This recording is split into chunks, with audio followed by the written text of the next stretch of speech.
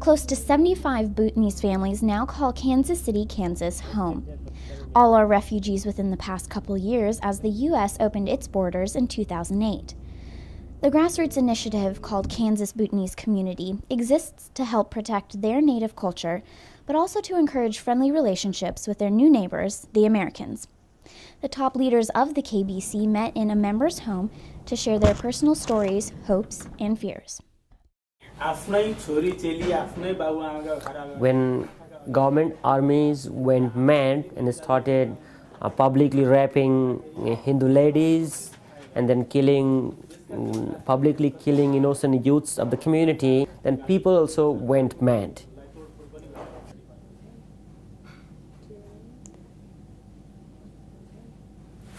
भुटानमा प्राय गरेर सबै कृषिहरू थिए कृषि गरेर खान्थे. And then the point that I'm talking is around 90s, 80s to 90s, and in the meantime government developed a policy, that is the fourth Druk Gyalpo, King Zigme Singye Wangchuck.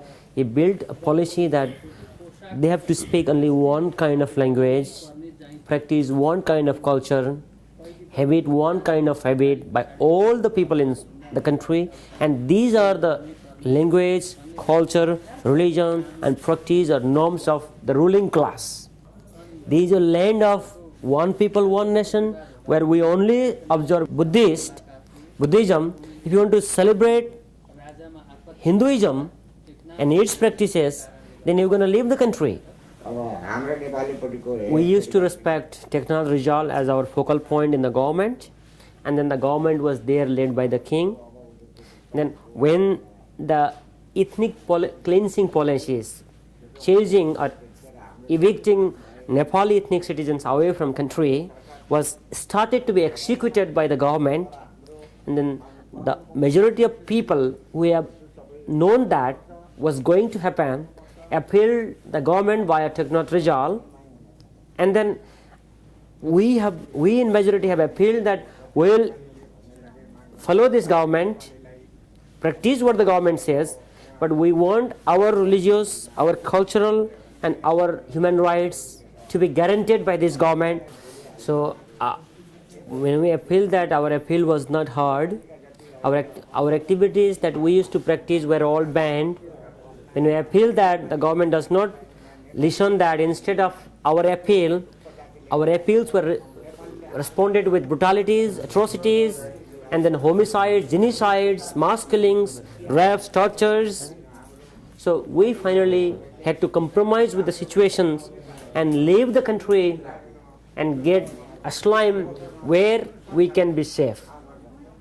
So we left Bhutan so as to protect our life.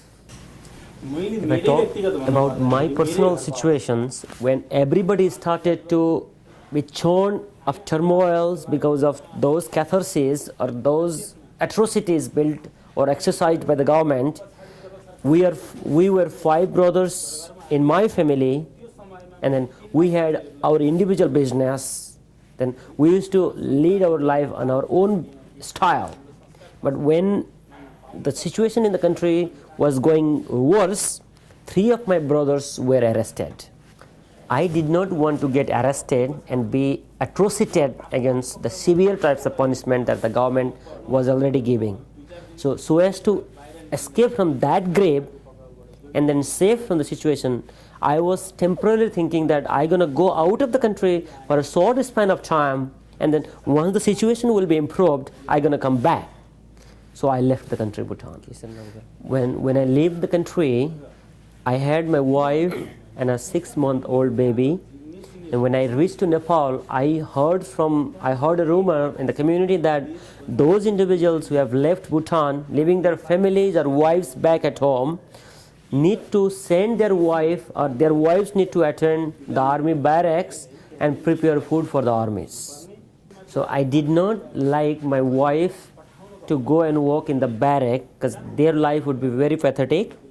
And then so as to prevent her from those misfortunes, I returned back to Bhutan border, sent message to the community or my wife, and then she came with my daughter, and we left Bhutan permanently. let me put a remark. Those ladies whose husbands left and went out the country used to be summoned to the army barracks, and then they used to cook foods and other eating materials for the armies in the day, and in the night they were compulsorily forcefully used for the sexual gratifications of the army personnel.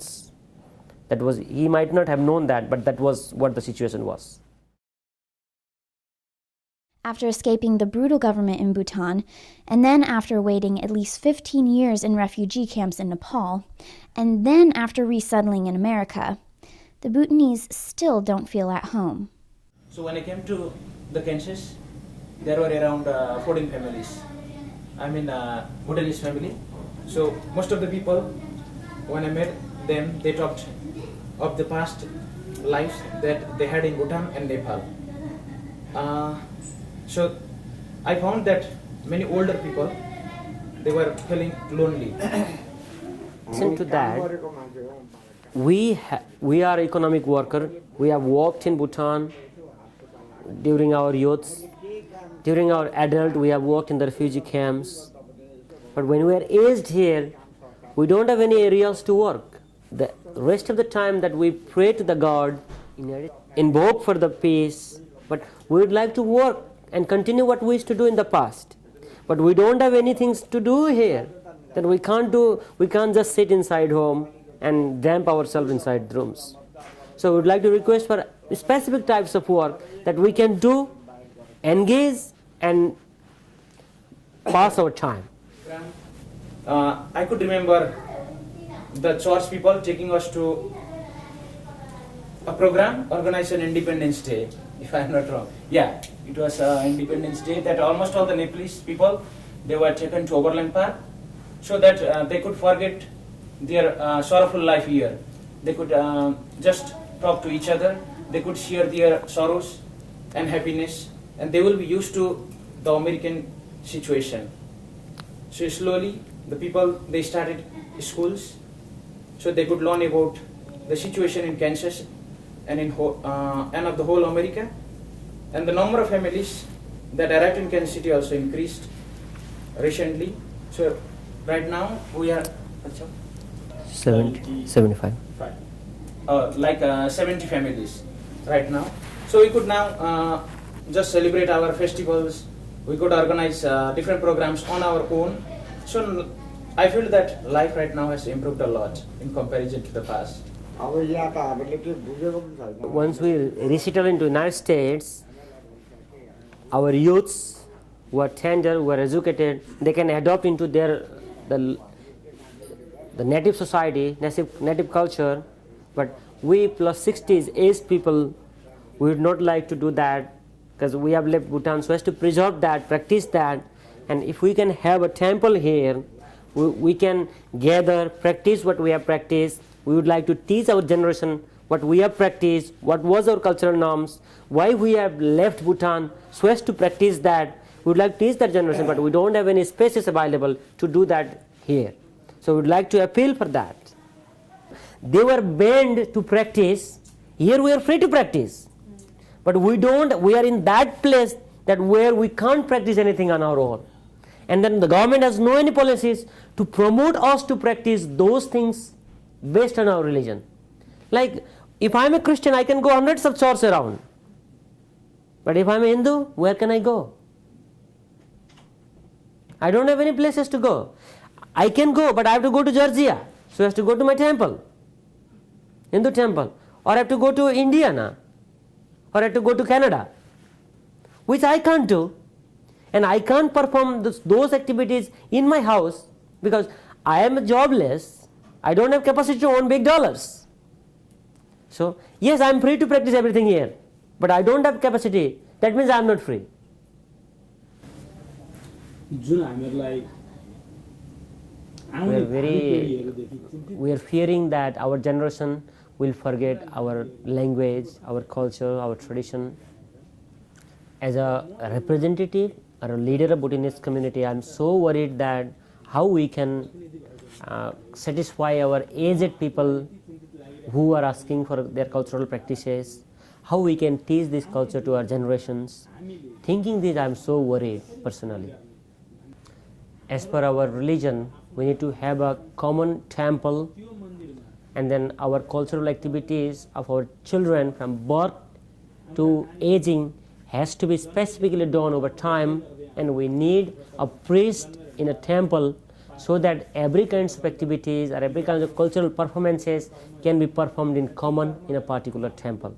But we have not been able to do that owing to lack of our access to facilities and our inability, economic inability to organize ourselves with that facility. Aviva Chomsky, professor and author, discusses 20 myths about immigration in her book, They Take Our Jobs. And she quotes a study from 1999 on West Indian immigrants by researcher Mary C. Waters. She found that immigrants and their children do better economically by maintaining a strong ethnic identity and culture, and by resisting American cultural and identity influences.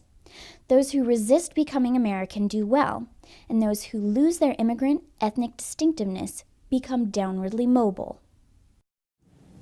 In Bhutan, we had our own property, we have our own type of living, we were organized in the community, but the system of governance went very brutal, where much of atrocities were practiced in Bhutan, so we had to leave the country. When we come to Nepal, we have to live a very pathetic, much deplorable life in the refugee camps. We are very fortunate that from such a pathetic life, we could transform our life into such a sophisticated, such a well-to-do nation like United States. We are very happy to be in the state, in the place where we are at now. We have all types of facilities, but in regard to our cultural practices, that we are very sad. We are so worried that if this kind of situation persists throughout, we are worried that we would not be able to practice our culture, practice our religion, and impart that to our generations. We are so worried about that. Because of that, our siblings and generations gonna be transformed into a different culture, different civilizations, and then they will forget their generation past. Because of that, we are so worried. From Kansas City, Kansas, for footslogging.com, I'm Katrina Helmer.